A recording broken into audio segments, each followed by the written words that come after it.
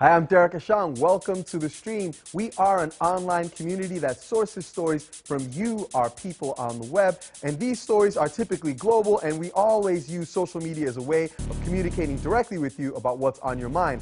Today is a perfect example. This particular story is sourced from our community, and it's one that we've been tweeted, or at least has been tweeted at us for a long time. Believers or heretics? We're examining the plight of the Ahmadiyya community.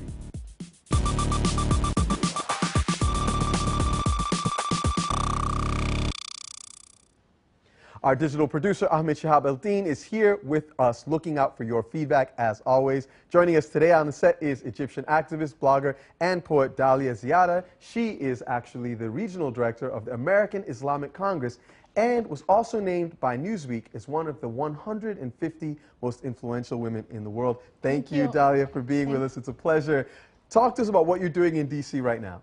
I'm doing some visits now. I've been in the U.S. for over a month now. I've recently graduated from Fletcher School with my MA, finally. Congratulations. Yeah, thank you. And I came to D.C. to make some meetings for my organization and for my work and advocacy in Egypt regarding the current situation and where we would like to go. Okay, and I know that you heard some things from people you met here in D.C. that are contrary to what you believe are the beliefs and interests of many of the activists back home in Egypt. Yes, many actually, and I look forward to discussing it with you. Absolutely. So that's something we're going to be tackling on our post show. So remember to stay with us at stream.aljazeera.com. We're going to be discussing some of Dalia's experience and what's happening in Egypt right after this. If you want to know what stories we're following, or actually we want to know what stories you're following, you can send them to us using the hashtag AJStream. And if you do so, you could wind up right here on the stream.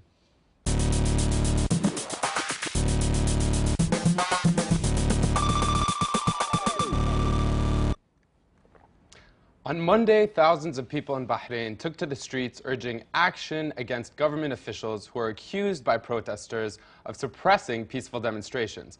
But on that very same day, the International Legal Panel, appointed by King Hamad bin Isa Al Khalifa himself, began its inquiry into a crackdown on the recent protests that have killed more than 30 people in recent months. Now, since the emergency law ended on June 1st, tensions have remained high in Bahrain, with daily protests still being seen in Shia villages across the country. We've received several tweets, including one from Al-Akbar village, alleging that Bahraini security forces fired tear gas canisters inside homes where protesters were trapped because the exits were blocked. So this Facebook page right here was sent to us from Sama Freedom, and I'm going to click through some of the photos. These images are basically detailing the march in Al-Akbar village, where protesters claimed dozens of security vehicles were used to confront and disperse the crowds on Monday. Now, this page is being run by several members of the village, and it claims that women and children were among those injured while trying to flee from the tear gas, including a 6-year-old child who was rushed to the hospital.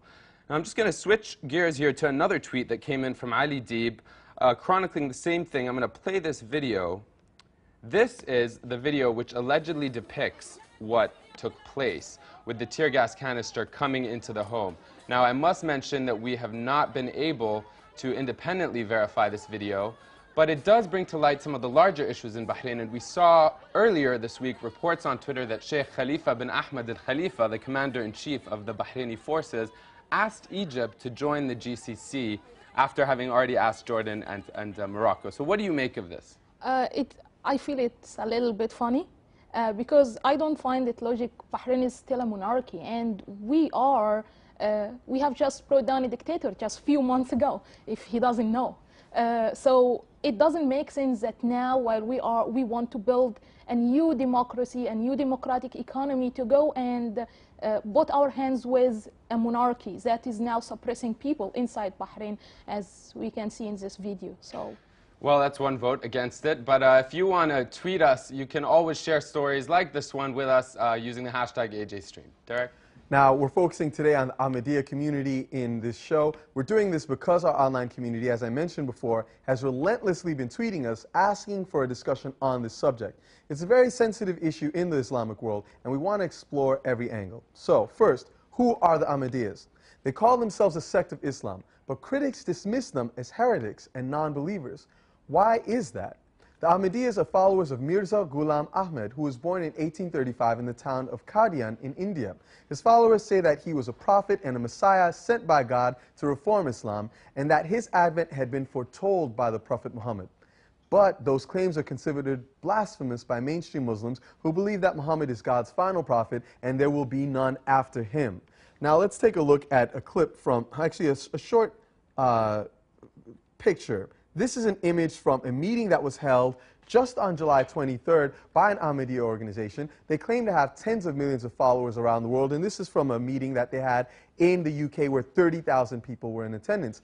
Islamic scholars say a more realistic number of Ahmadiyyas around the world is 5 or 10 million, with the majority of them living in the Indian subcontinent. The way that these people have been treated in some Islamic countries has raised significant questions, however. What I'm going to show you here is an image from Indonesia, and as you'll see in this video, Ahmadiyyas have historically faced violence and different kinds of discrimination with their followers attacked, and basically you'll find that their houses of worship have been burned in countries like Pakistan and Indonesia. Joining us now via Skype is Amjad Mahmood Khan. He's the National Director of Public Affairs for the group Ahmadiyya Muslim Community USA. Also with us is Akbar Chaudhary. He's the founder of Muslim Identity, an organization that says it opposes attempts to dilute Islamic identity. Welcome both of you to the stream. Amjad, I want to begin with you. Are Ahmadiyyas Muslim? Absolutely, we are Muslim. True and true. We profess to be Muslim. We recite the kalma shahada as all other Muslims do. We pray like all other Muslims do. We fast like all other Muslims do. We pay zakat like all other Muslims do. We make the pilgrimage to Mecca and perform Hajj like all other Muslims do. We profess to be Muslim. And yet, in spite of what we believe, we are persecuted in several Muslim countries, in particular Pakistan, and we are deemed to be non-Muslims by a constitutional amendment in Pakistan. So, Akbar, let me take it directly to you. Do you believe that Ahmadiyyas are Muslims? Hi, Derek. Thank you for having me here. Ahmadiyya faith has a new prophet. Once you have a new prophet, traditionally, you always branch off into a new religion. We've seen that with the Mormons. I mean, Mormons also believe in Jesus Christ. They also believe in the Bible. But again, they have branched off because they had a new prophet on which it was binding on them to follow him. Same thing happened with when Christianity branched out of Judaism. So it is very rarely seen in history that a prophet comes down to start a new sect or a new school of thought. A prophet usually is associated with a new teaching, a new divine order, a new terminology, and a new theology. But you use the example of Mormonism. Many Mormons will argue that they are, in fact, Christians. We have got a U.S. candidate for the presidency, Mitt Romney, right now, who will very clearly argue that he is a Christian. Exactly, and the Ahmadiyya are welcome to say whatever they feel that they are. We have no issues with that. But when they claim to represent Muslims on the air or in the media, when they have no relationship whatsoever with the mainstream Islamic community, they don't go to Muslim mosques, they don't pray behind Muslim imams, they don't marry Muslim women, and they don't allow their women to marry Muslims. It is possible for a Christian man in Pakistan to marry, a Muslim man in Pakistan to marry a Christian woman, but it is not allowed by the Ahmadiyya cult leaders for an Ahmadi woman to marry a Muslim man. Now, would a Muslim man be allowed to marry an Ahmadiyya woman by the Muslim community in Pakistan? That's a very strong allegation you're making. So let's look at the other side. Yeah. So I mean, it is not forbidden in Islam to marry a woman from the Christian faith or the Judaic faith, but Ahmadiyya have categorically said that there is no intermarriage between Muslims and Ahmadiyya, and they don't attend the funeral prayers. Now, in a society like Pakistan, which is very family-oriented, you are socially ostracizing yourself. You cut yourself off from society when you don't participate in these very important social events that make up the social fabric. So let me actually jump in right there because I know Dahlia has got some thoughts. Yeah, actually, you know, I'm a Muslim, but I don't know much about the Ahmadiyya community, except that, of course, I know how active they are in DC and like lobbying very well. And actually, I think they are doing a lot of very good activities to promote a very positive image about Muslims all over the world, especially after, you know, the very bad reputations we gained in the West after all the attacks. So my question here to both of you, because I can hear so many contradictions, it's Ahmadiyya are Muslims or not? Just one answer, yes or no? Amjad? So Amjad appears to be frozen. Akbar, would you like to say that? She wants a simple answer. Are they or are they not Muslim? No. Okay, now, and while I want to take a minute there, and we wanted to get some of the tweets in, and we're just asking you to hold on for 1 second because we lost Amjad on Skype. We're going to get him right back. Ahmed, this is something that has been so live online. Lots of comments. What are people saying? It's, you know, it's really true. Ahmed G is saying, by declaring Ahmadiyya non-Muslims, Pakistan has effectively disenfranchised, I think, a whole community from the political process. Now, I hope you can still hear us because we have a tweet from Sabahat Ahmed saying, every Pakistani national must declare Ahmadis as non-Muslims to get a passport or an ID card.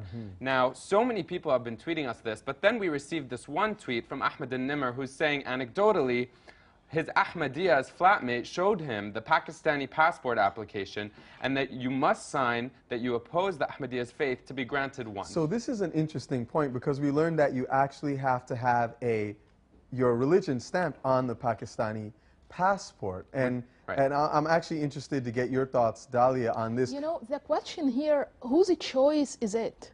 Okay, whether the Ahmadis are Muslims or non-Muslim, or it is a completely different religion. Why the law of the country should interfere in deciding this? I mean, Judgment Day is there for a reason. No, you're right. And you know, we don't have the right to judge others based on their religion, have these blasphemy laws, have people just telling you you are right or wrong just because you adopt a certain religion. Well, on that topic, it's interesting you say that because Ihsan Ahmed says, boiling it all down, I mean, regardless of who can say who is and who isn't a Muslim, he's saying the simple definition of a Muslim is whoever reads the kalima, right? Which is the kalima or the shahada, we call it, which is La ilaha illallah Muhammad Rasulullah. There's no God. Which is what Amjad was saying earlier. Right, but Allah. And we're seeing a lot of Ahmadis, even if they might have believed there's a new prophet or a Messiah, they're saying, they actually say La ilaha illallah. So, you know, Ahmed, I think you know this very well. Even in our region, in the Middle East, there is an intra-faith problems, like between Sunni and Shia even. You know, they each side claim that the other is praying for God in a different way, so he is different, and they find ways to hate each other.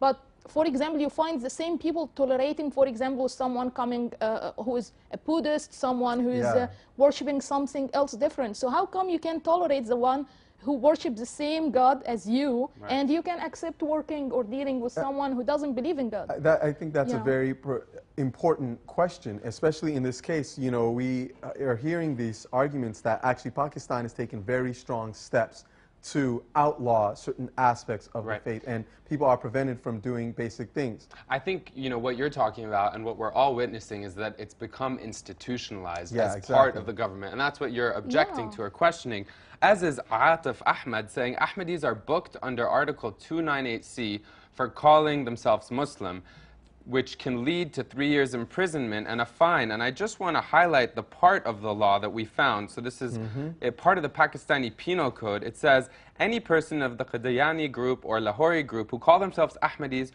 or by any other name, who by words either spoken or written or by visible representation refers to the mode of... Basically, it says at the end, I'm just going to get to it, says, shall be punished by imprisonment of either description for a term which may extend to 3 years and shall be liable to a fine. Okay, so then let's go back to our two guests. I think we've got our Skype fixed. And Amjad, let's come back to you on this. We've been talking about the civil rights concerns of the Ahmadiyya in countries like Pakistan where they're not afforded the same rights. Wouldn't it be simple to address this issue by declaring yourself a new faith? No, before I got knocked off air, I wanted to respond to the allegations that were raised by Mr. Chaudhary. He's raised several allegations which are just spurious and part of a long line of attacks that he's leveled against the community. Mirza Ghulam Ahmad never claimed to bring a new law. He claimed to be a subordinate prophet one who was Nabiul Ummati, one who was in the following of the Prophet Muhammad, and he claimed him to be an independent prophet. So this is not a new religion.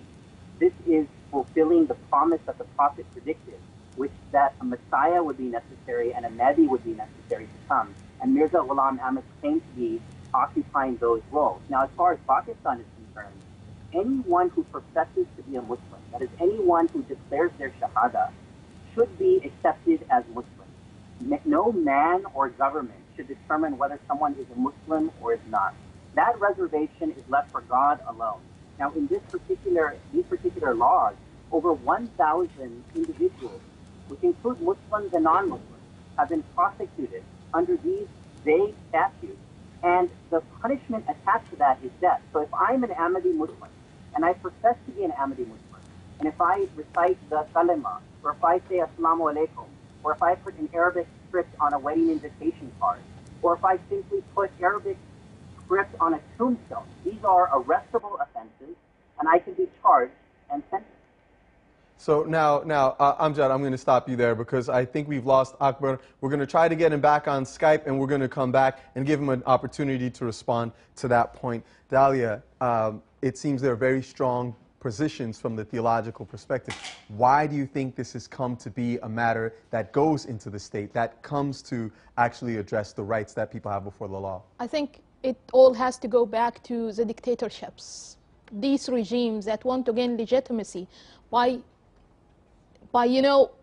withdrawing this legitimacy from a certain group and introducing them to the people as a threat.